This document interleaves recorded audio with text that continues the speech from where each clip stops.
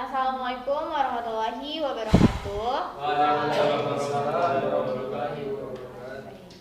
Oke, selamat pagi menjelang siang semua. Iya.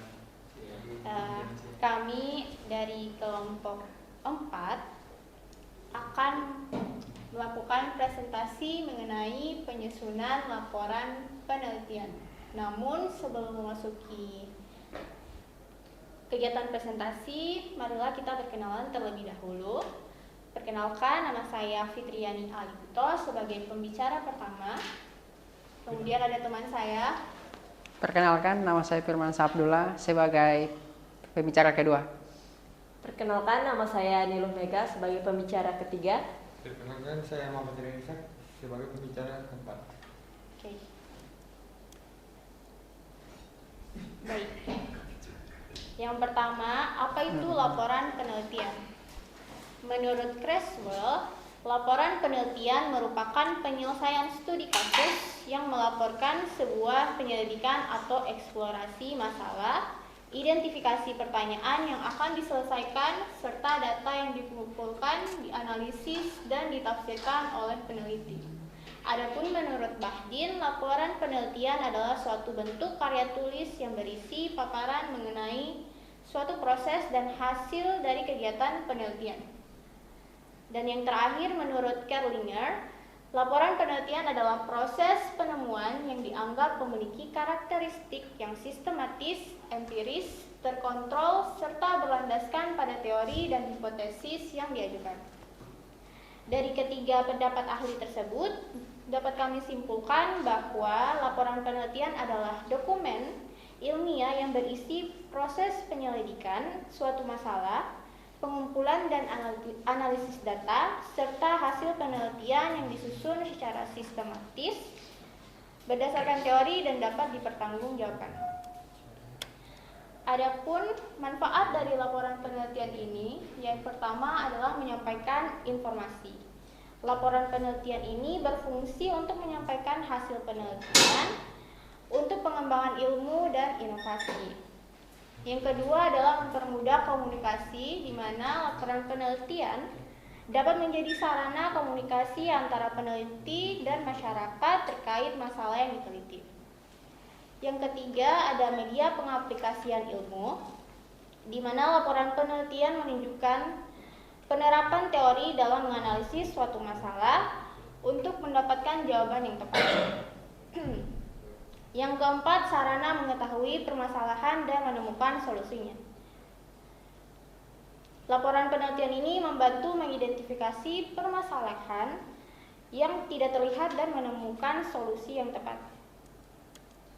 Boleh Kak, terus kalau batuk. Kan sudah ditemukan di asli begitu dulu. Oke. Kemudian ada struktur dari laporan penelitian. Susunan laporan penelitian ini umumnya terbagi menjadi 3 bagian, yaitu bagian awal, utama, dan akhir. Pada bagian awal, laporan penelitian berisi gambaran umum mengenai laporan. Bagian ini terdiri dari beberapa halaman yang berisi halaman judul, halaman persetujuan, halaman pengesahan, abstrak, kata pengantar, daftar isi, daftar tabel, daftar gambar atau grafik jika ada. Selanjutnya saya serahkan kepada rekan saya.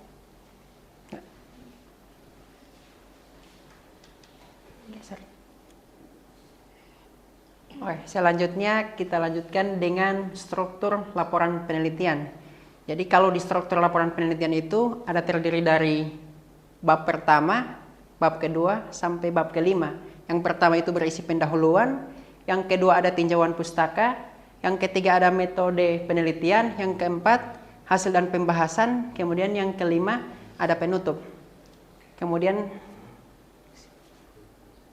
next. Oke. Di bab pertama di pendahuluan ini biasanya berisi terkait latar belakang dengan rumusan masalah dan tujuan serta manfaat. Itu biasanya isi dari bab pertama. Kemudian kalau di bab 2 Di bab 2 itu biasanya kita lebih cenderung akan membahas tentang teori-teori yang digunakan yang mendukung sesuai judul penelitian kita. Kemudian di sini juga kita biasanya ditambahkan dengan kesenjangan atau penelitian sebelumnya. Next. Di bab ketiga ada metodologi penelitian. Bagian ini biasanya berisi metode atau teknik penelitian yang digunakan oleh peneliti dalam melakukan penelitian, juga berisi variabel penelitian, populasi, sampel, dan teknik sampling, teknik pengumpulan dan instrumen penelitian, dan teknik analisis data. Bab keempat itu hasil dan pembahasan. Bagian ini dikemukakan hasil serta analisis data yang diperoleh pada tahapan sebelumnya. Pembahasan masalah dikaitkan dengan teori yang disiapkan. Kemudian analisis data yang ada pada bagian ini dilakukan dengan metode penelitian yang dituliskan. Selanjutnya bab kelima itu penutup. Bab kelima biasanya berisi dengan hasil analisa yang sudah dituliskan pada bagian laporan penelitian, dan pembahasan kemudian disimpulkan sesuai dengan relevansi dari hipotesis yang sudah dibuat menjadi sebuah kesimpulan akhir, di mana kesimpulan ini adalah yang akan menjawab setiap perumusan masalah. Selain itu, terdapat juga sarana, yaitu solusi yang diberikan peneliti terkait masalah penelitian. Kemudian pada bagian akhir terbagi menjadi dua, yaitu ada daftar pustaka dan sumber referensi berupa buku, teks, jurnal, dan lain sebagainya. Yang kedua itu ada lampiran jika ada keterangan data yang dianggap penting. Selanjutnya saya serahkan ke pemateri ketiga.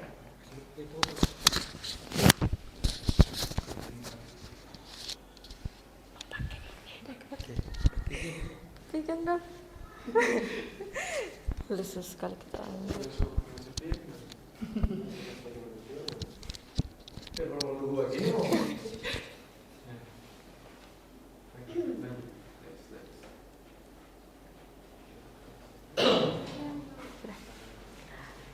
Oke, selanjutnya penyajian data. Di sini penyajian data merupakan kegiatan dalam pembuatan laporan penelitian sehingga dapat dipahami dan dianalisis sesuai dengan tujuan yang diinginkan.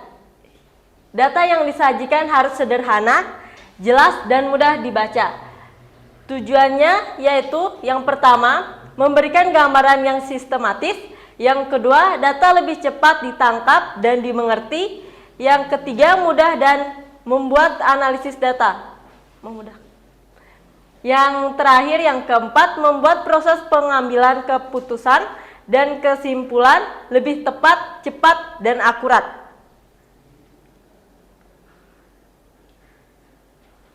Kemudian teknik penyajian data. Ya, di sini ada 3 teknik penyajian data. Yang pertama, naratif atau narasi. Yang kedua, tabel. Yang ketiga, grafik dan diagram. Yang pertama, naratif atau narasi. Penyajian secara narasi atau teks adalah penyajian data hasil penelitian dalam bentuk kalimat. Penyajian data dalam bentuk narasi atau teks adalah gambar umum tentang kesimpulan tentang hasil pengamatan. Yang kedua, tabel. Tabel adalah kumpulan data yang disusun berdasarkan analisis kolom, baris, dan kolom. Ini berfungsi untuk menunjukkan data terkait keduanya, di mana titik temu antara baris dan kolom adalah data yang dimaksud. Yang terakhir, grafik dan diagram. Diagram atau grafik menunjukkan data secara visual yang didasarkan pada nilai-nilai pengamatan. Hasilnya maupun tabel yang telah dibuat sebelumnya. Adapun tujuan menyajikan data dalam bentuk diagram atau grafik adalah membantu visualisasi data yang besar atau kompleks menjadi lebih sederhana. Selanjutnya akan dijelaskan oleh rekan saya, Rehan Ishak.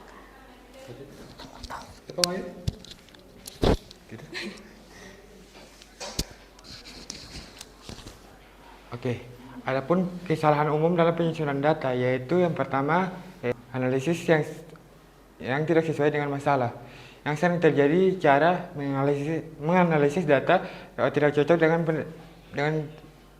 penelitian. Dan yang kedua, penjelasan tidak fokus.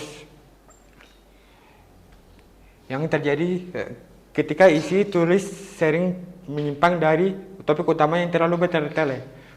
Dan yang ketiga, kesalahan dalam membahasa yang bisa membuat informasi yang jadi ricu karena ada keliru dalam penulisan dan penyusunan kalimat. Dan yang keempat adalah kesalahan dalam mengutip yang bisa menyebabkan plagiarisme dari sumber yang tidak dicantumkan oleh kutipan yang benar. Next. Adapun etika penulisan adalah yang pertama itu adalah harus jujur, hindari plagiarisme, fabrikasi dan falsifikasi data. Yang kedua adalah objektivitas, tulisan yang didasarkan pada data yang sebenarnya. Dan yang ketiga adalah pengutipan, mengambil inti pendapat dari sumber lainnya dan menuliskan gaya bahasa sendiri. Dan yang keempat adalah penelitian, mencakup sumber data yang sangat diperlukan untuk menghindari kesalahan dalam pelanggaran. Terima kasih. Baiklah, itulah presentasi kami terkait penyusunan laporan penelitian. Dari presentasi tersebut kami dapat mengambil kesimpulan bahwa penyusunan laporan penelitian yang baik harus memperhatikan struktur yang sistematis, teknik penyajian data yang jelas, serta etika penulisan yang benar. Kesalahan umum seperti analisis yang tidak sesuai, kurangnya fokus, kesalahan bahasa, dan plagiarisme harus dihindari agar laporan memiliki kredibilitas tinggi. Dengan menjaga kejujuran, objektivitas, ketelitian, dan teknik pengutipan yang benar, laporan penelitian dapat menjadi kontribusi ilmiah yang berkualitas dan bermanfaat. Kemudian di sini ada video pendukung terkait laporan penelitian. Silakan di sini. Sorry. Laporan penelitian adalah suatu dokumen tertulis tentang hasil pelaksanaan suatu penelitian yang dibuat secara jelas, disusun menurut metode penulisan dan sistematika tertentu dengan bahasa yang lugas.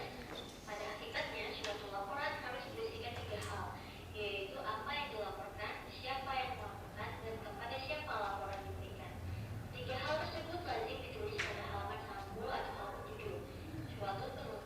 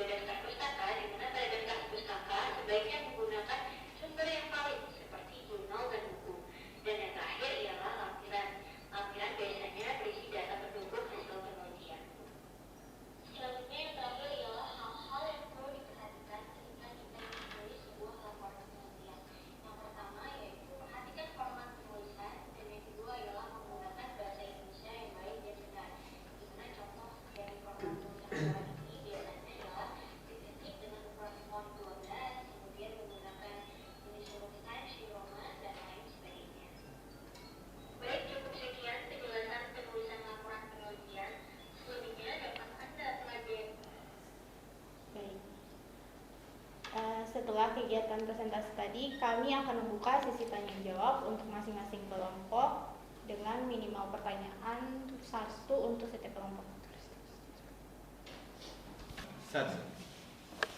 Izin moderator. Perkenalkan, nama saya Muhammad Hoy Katili dari perwakilan dari kelompok 3. Izin bertanya, mengapa laporan penelitian harus mengidentifikasi kesenjangan penelitian sebelumnya? Terima kasih. Lanjut. Ada lagi? Ya. Baik, terima kasih. Perkenalkan, nama saya Muhammad Rizky Abdilasya. Saya perwakilan kelompok 1. Saya ingin bertanya bagaimana cara menyusun laporan penelitian yang sistematis. Sekian, terima kasih. Ada lagi? Izin, moderator. Perkenalkan, nama saya Taufik Kurniawan Aduman dari perwakilan kelompok 1. Pengen bertanya tentang bagaimana cara mencari dan juga mengutip sumber yang relevan untuk laporan penelitian. Terima kasih. Oke, baik. Untuk itu izinkan kami untuk mendiskusikan jawaban terkait pertanyaan dari kalian. Baik, di sini saya akan menjawab pertanyaan dari Saudara Wahyu, yang mana dia di sini bertanya mengenai kenapa laporan penelitian harus mengidentifikasi penelitian sebelumnya. Nah, kenapa perlu kita mengidentifikasi penelitian sebelumnya dalam laporan penelitian? Karena dalam melakukan penelitian, yang pertama kita lakukan itu untuk mengidentifikasi penelitian-penelitian sebelumnya. Untuk apa? Untuk mendukung penelitian-penelitian kita yang pada saat ini. Jadi, itu jawabannya kalau kenapa laporan penelitian itu memerlukan kesenjangan penelitian sebelumnya. Kayak lebih supaya membandingkan.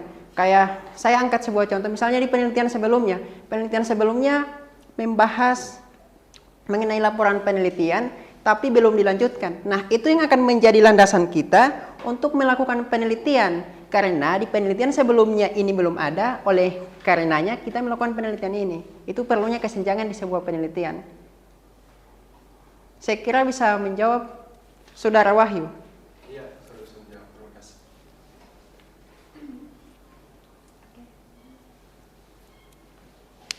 Oke, saya di sini akan menjawab pertanyaan dari Saudara Rizky.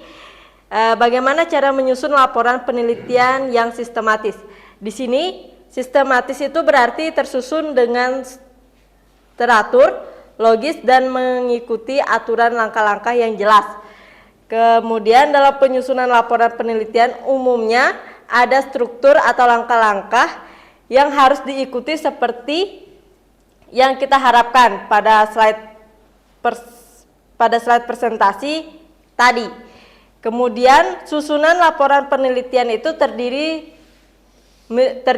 dibagi menjadi 5. Yang pertama, bab pertama itu ada pendahuluan, yang kedua ada tinjauan pustaka, yang ketiga ada metode penelitian, yang keempat ada hasil, dan bab kelima yaitu penutup. Susunan ini berfungsi agar penyajian hasil penelitian terstruktur dan mudah dipahami oleh pembaca. Bagaimana Saudara Rizky? Oke, terima kasih. Selanjutnya, saya akan menjawab pertanyaan dari Saudara Taufik dari kelompok 1. Pertanyaannya itu, bagaimana cara mencari dan mengutip sumber yang relevan dalam laporan penelitian? Nah, untuk mencari dan mengutip sumber yang relevan, ada langkah-langkahnya.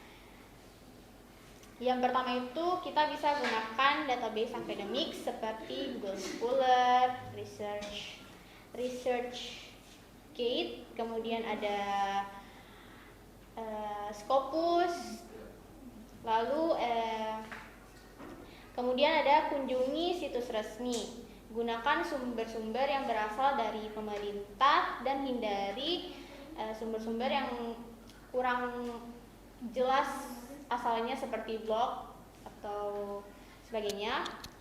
Lalu Kemudian periksa referensi buku atau jurnal.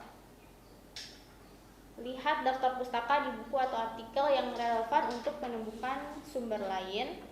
Kemudian gunakan kata kunci yang tepat sesuai dengan judul penelitian. Lalu bisa tanya dosen atau peneliti lain untuk rekomendasi sumber referensi yang relevan. Kemudian manfaatkan software referensi seperti Mendeley atau EndNote untuk mencari atau mengorganisir sumber data. Kemudian evaluasi kualitas sumber, periksa kredibilitas seperti tanggal publikasinya kapan, lalu penerbitnya siapa, dari jurnal mana, seperti itu. Apakah sudah menjawab? Sudah, terima kasih. Oke, baik. Terima kasih. Kalau begitu sampai sini saja kegiatan presentasi kami. Mohon maaf apabila ada salah kata dan terima kasih atas perhatian dan partisipasinya dari teman-teman. Assalamualaikum warahmatullahi wabarakatuh. Waalaikumsalam.